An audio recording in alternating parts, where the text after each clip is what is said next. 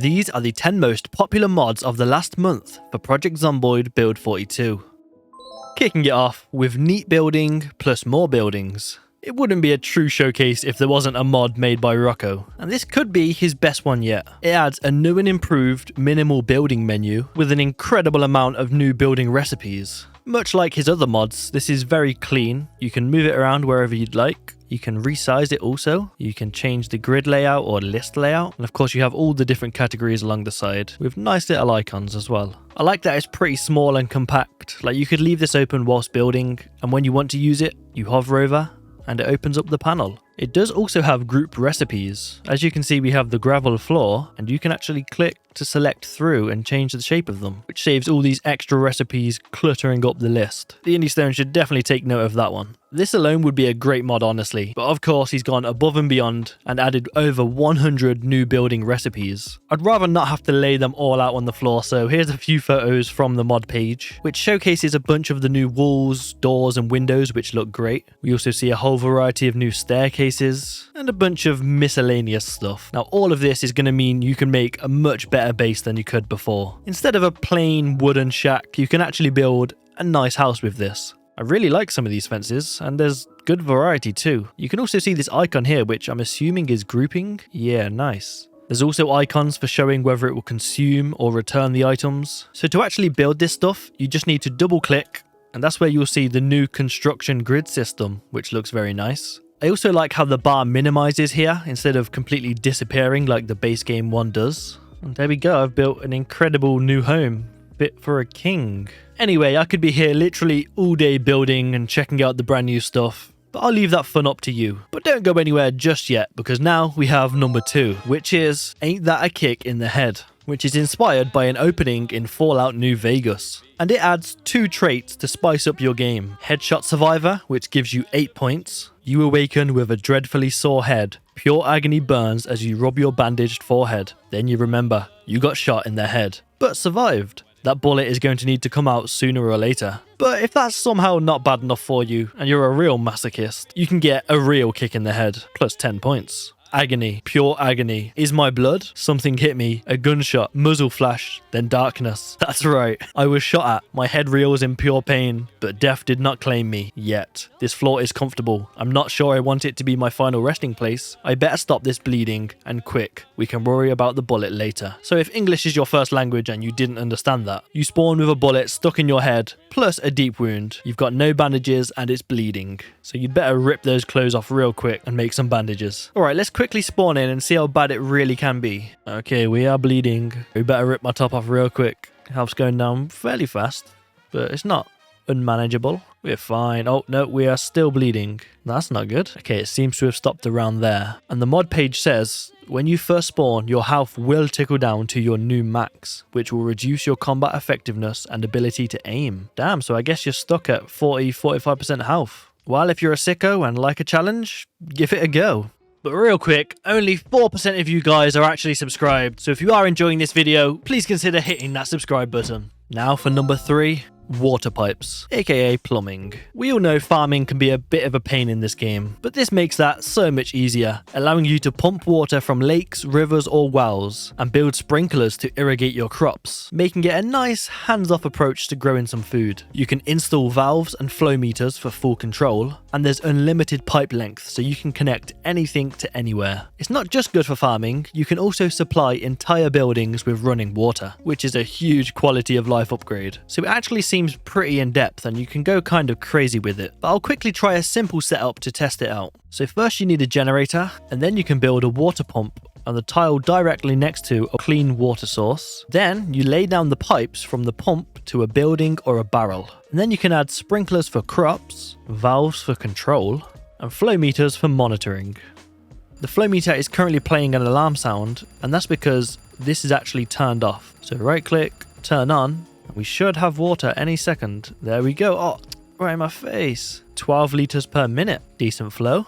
All right, nice. It works. I like it. Close that valve because we're just flooding the lawn, and that should stop those. There we go, our barrel is getting filled up very quickly, despite the long journey, which is definitely not the most efficient route I've taken. This is honestly a game changer, and it seems to be executed very well, so I really hope the Indie Stone take note of this one.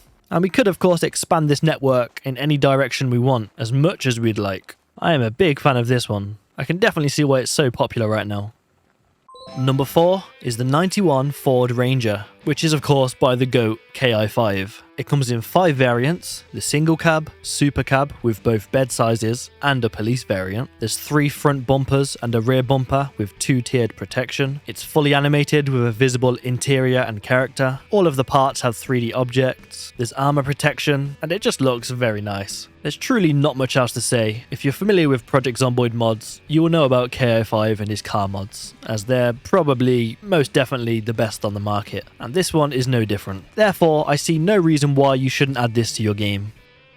At number 5 is Mule V2, which overhauls bag, clothing, and equipment handling.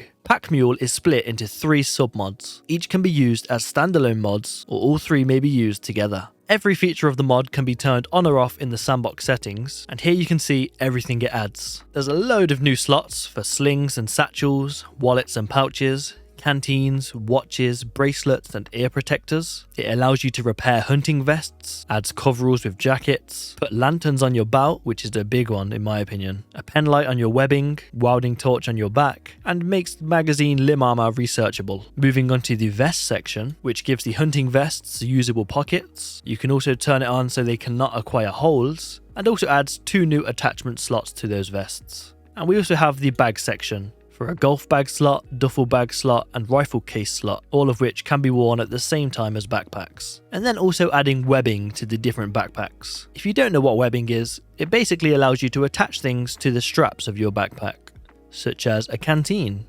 Very handy. Realistically, you could carry multiple bags at a time. Yes, it will be tough, but it's definitely possible. So if you're sick of that, this is the mod for you, although that may be a little overkill. But hey, with a bit of strength and determination, you could slowly get home while carrying this much stuff.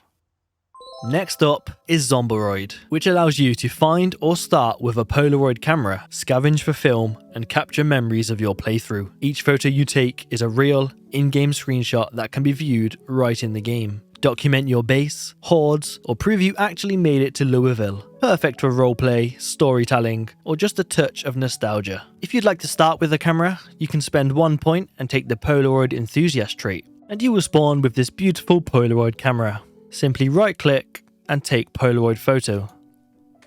You will see the flash on the screen, and there we go, we have a Polaroid photo. You can rename it, write a note, and then we can view the Polaroid. And there we go. It shows who it was taken by, the date and the time it was taken, and the very important note. Seriously. Genuinely, this might be one of my favourite mods ever. I know it seems very simple and you can just take screenshots of the game, but something about this is so cool. Especially if you do like a nomad kind of run, where you're always on the move, having different small temporary bases. This is a great way to reminisce and look back on all of that. And having a whole collection of photos just to scroll through when you're bored will be so cool. There's also one more cool way to take a photo. Let's say you're in the middle of the action and you don't have time to pull out the camera. You can simply press F9 when not in debug mode, as that will happen. But trust me, F9 will take the photo. And there is our Polaroid. A bit of shoddy camera work. I didn't really get the horde in frame, but you get the point. Honestly, for such a simple mod, I can't describe how much I like this one. But now, for number 7, we have Interactive Tailoring, which adds a tailoring minigame. And mods that add minigames are some of my favourite ones possible. So let's check this one out. So my shirt is clearly in questionable condition. So what you want to do is right click, inspect, and that will open up this Tetris looking minigame, where the black holes seem to be the damage, and these seem to be all the other stuff. I'm not too sure how this works. Right, I've gathered some of each of these materials, and it seems they randomly assign a shape to each one. So now I just need to find some that match these. There we go. Nice.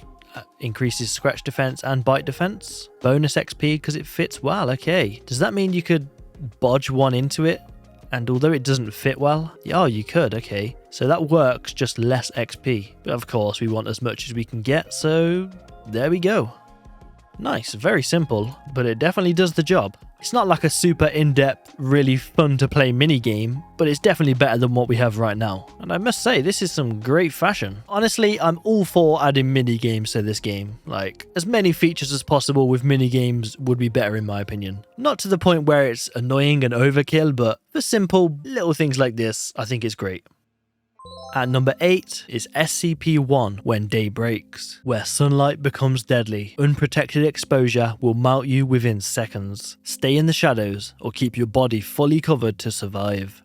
Even light through the window killed me? That's crazy. Okay, this is no joke. Yeah, you can hear the sound of my skin burning. Ready? Lovely. Oh, baseball bat. So as you can see, during the daytime, it's this bright red hue, and you're only safe during the night.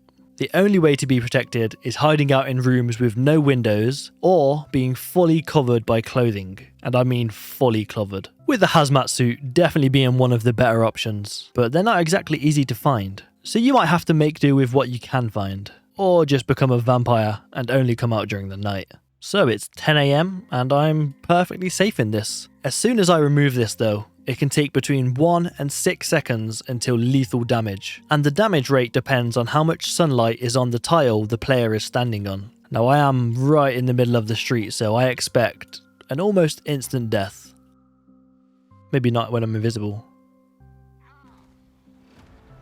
Okay, so here I'm actually safe because the sunlight doesn't penetrate far enough into the house. Look at this. Oh. Wow. Yep, there's no messing around with this one. Now if you want a tough challenge, definitely check that one out. I might even do a video on that, to be honest. It seems pretty fun. Next up is Atlanta Tower Survival, which is a skyscraper challenge in one of the buildings that can be seen in The Walking Dead. Hence the Don't Dead Open Inside. Now this is another one I could make a video on. So when you spawn in, you can select it as your spawn point, and it's located to the right of March Ridge. And when you do spawn, you'll be on a helipad, which has a generator, which is useful. Although I'm not sure you want to be turning that on just yet, as the noise will certainly attract a giant horde. Like, look at the size of this building, it's definitely going to be jam-packed. But hey, clear it out and you can go play some pickup basketball. Alright, let's sneak down. Okay, yep, see? And that's right below you. Seems like there's a lot of loot in here though. Let's check out this room. Yeah, this is nice. Basically everything you need. Clear out this maybe 30, 40 zombies and you're pretty geared up off the bat. If it wasn't for the lack of food, you could honestly survive up here for a very long time. Okay, it's not an unmanageable amount just yet. Definitely a challenge off the bat and you'll be very tired, but nothing too crazy. Also, I really like this room, just the huge junk piles. I think they look so cool. It's quite clear loot won't be much of an issue. Food does seem kind of scarce, but it's the zombies you really have to worry about. But I'm a big fan of all this junk absolutely everywhere. I think it's just, I don't know, you just don't see that very often, do you? It feels very lived in, like people have tried surviving here. Oh, they're not very happy with the lifestyle here. They're jumping. Yeah, this place is massive. But it's so big that I feel like if you just stay quiet, you could live on the upper floors for a good while. And over the course of maybe a couple months, you could clear this place out. You know what? There's way too many floors to walk down, so I'm going to take a note from their book. Okay. At least it's not completely full. Like, there's a lot of zombies, but it honestly seems manageable. I love this design, though. Oh, there's loads outside as well. I kind of like that there's so many outside because it feels like once you clear this, you're kind of protected from the outside elements. But man, what a big, beautiful building that is. Honestly, I could spend probably an hour showing you a tour of this place, but that does feel kind of pointless. We got coffee shops, food shops, and then even more in a building next door. But other than that, the world around you is just flat land covered in zombies. But let's be real, that does not matter. You've got everything you'll ever need in this one building. I know this is quite a short showcase for such a big place. I'm keeping this one short so you can explore this one for yourself, as that seems very, very fun. I'm not going to lie. I'm definitely going to give this one a go. And I'm just excited to check out the next one. Number 10, which is Project RV Interior, a mod that I've been waiting for since Build 42 first came out. Now, unfortunately, it isn't the original mod. It is a recreation based on the original. However, it does seem to be the same thing. This mod supports over 200 interior environments. There is a built-in electrical system, which is battery dependent. There are rain collectors on the RV roof. All trucks and vans with 2 seats are supported, and it supports co-op/split screen. Okay, we have a standard van here. Let's give it a go. And to enter, there are a couple of ways. It could either be from behind, you hold V and get in, or if that doesn't work on a specific vehicle, you can enter the vehicle and do the same, holding V and get in. And there we, oh nice, we have some loot in here already. It's not the biggest place, but it's not a very big van either. And if you want to get out, right click on the floor and get out from RV. And that will put you in the driver's seat instantly. So if you're in a rush, you can drive away. Ah, it feels good that this is back, man. I've been waiting for this mod to make a Nomad series. And as long as this one works as it should, I'll definitely give that a go at some point. See what the ambulance has in the locker. Oh my, a zombie spawned in the back of this one. That's kind of scary. Oh, I wonder if it's because it's an ambulance. That would be kind of crazy. The mod also does work with modded vehicles, which is good. So you can base up in a Winnebago. Now that's living the dream. And this is a perfectly viable, honestly quite lovely home. You've got everything you ever need. I'm honestly so glad this mod's back. It may not be the original one, but it seems to work just as well. So I'm happy. And I know for a fact almost everybody watching will be happy too, because this has got to be the most long anticipated mod to come for Build 42. Well, we certainly ended on a bang today. If you did enjoy the video, please leave a like, comment, subscribe. I'll see you in the next one. Have an amazing day and peace.